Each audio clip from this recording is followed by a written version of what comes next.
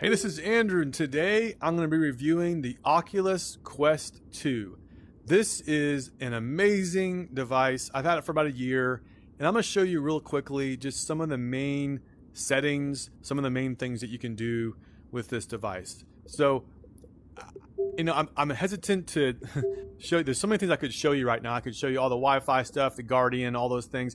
All that stuff is pretty self-explanatory. The one thing I wanted to show you about the Guardian, if you're wondering what that is, the floor level is so self-explanatory, but the one thing that I struggle with a little bit is doing the room scale boundary or the stationary boundary. So that's one thing I struggle a little bit.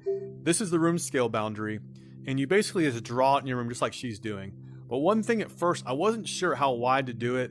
I was trying to play a table tennis game. I couldn't quite get it to work well enough. It didn't give me enough space. If you have a small room, what I would say is you can be liberal in some cases. If you've got furniture, for instance, I've got nice leather furniture.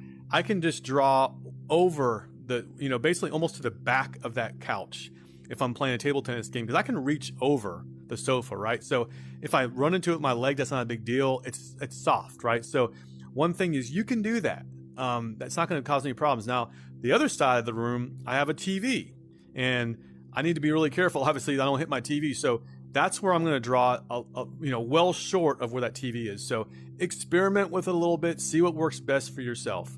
The stationary boundary is more when you're sitting down. If you're not like doing these games where you're moving around a lot, the stationary boundary is really good. You can sit, it's all is a circle. There's nothing to draw, right? With this room scale boundary, you're actually drawing something. So that was the one thing I wanted to show you there. So let's get out of that. Let's go and see. So this room I'm in right now is this is the scenery here. There's a ton of other sceneries that you can download and look at. There's my avatar over there, by the way. But this is pretty cool. It just allows you to just move around a little bit, maybe get comfortable with the controls. I'm sure there's other things you can do in here, but I want to show you really quickly.